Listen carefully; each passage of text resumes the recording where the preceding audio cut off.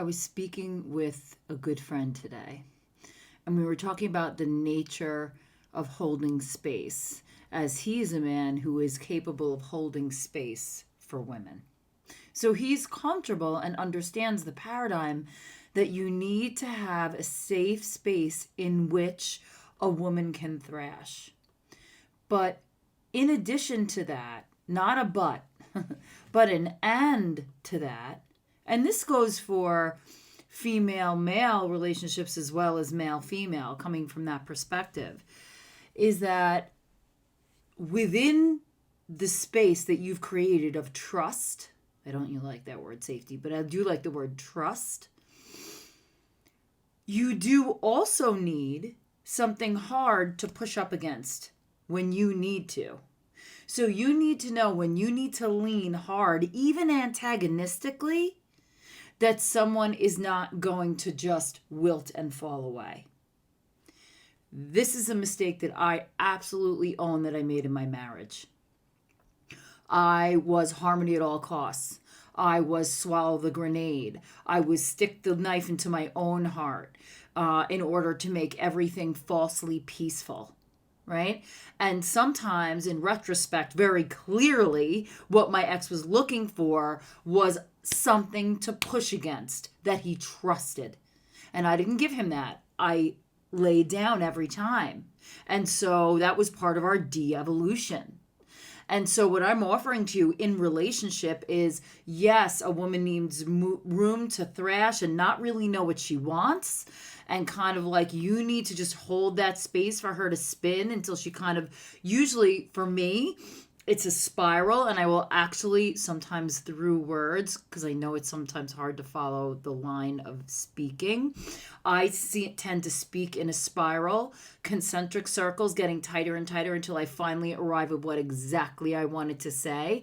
But you got to stick with me until I get there.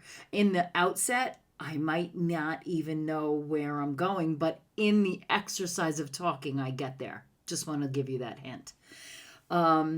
But what really I in discussion today, what came so clear to me that I want to offer to you is that, yes, a woman needs space. She needs trust and care.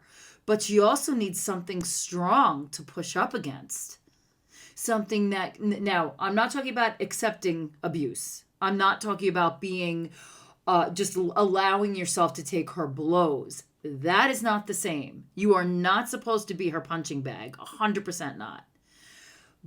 But in a healthy collision, when you guys start to kind of talk it out, or, if you can keep it in a place where there's not kind of like cuts going back and forth, if you can keep it in a constructive place, holding yourself firm in your boundary, in your masculinity, is huge for your woman to be able to push up against and know that you won't yield. And you can call that personal boundary. You could call that, holding firm or whatever that comes up for you, whatever term resonates for you. But I do want to offer that in discussion today, I think that's something that is not equally valuable as holding space. It's got to be part of that complex web that you're weaving. And you're really weaving it together. She's weaving the inner layer and you're weaving the outer layer. And only together does it become really strong and really, really bound together with trust. So that is what I kind of wanted to offer you today. And so really to take this home and make this personal, here is your daily homework. I always give you something to think about.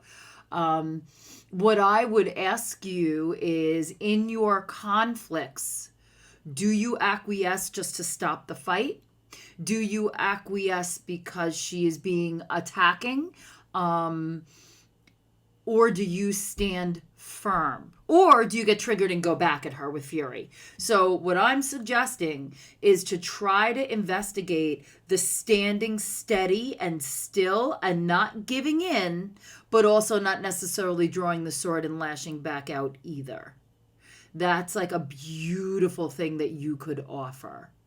And listen, in return, she will do the same for you. She will if you are with someone who's willing to enter into this with you, she will call you out when she's wrong or when you're wrong, and she will hold firm when you want to push. Like, that's very important too, and I have learned how important that is. That acquiescing just to keep false harmony leads to everything coming out of tune. It will never last. The lie never holds. It's always got to come from a place of truth. And real, honest discord holds a lot more harmony than a false melody or, forced over with like a generic, fake, sweet, saccharine harmony. So again, discord can be healthy, especially if both sides are really clean and colliding in a healthy way. And so that's what I ask you to look at today. And I will see you tomorrow.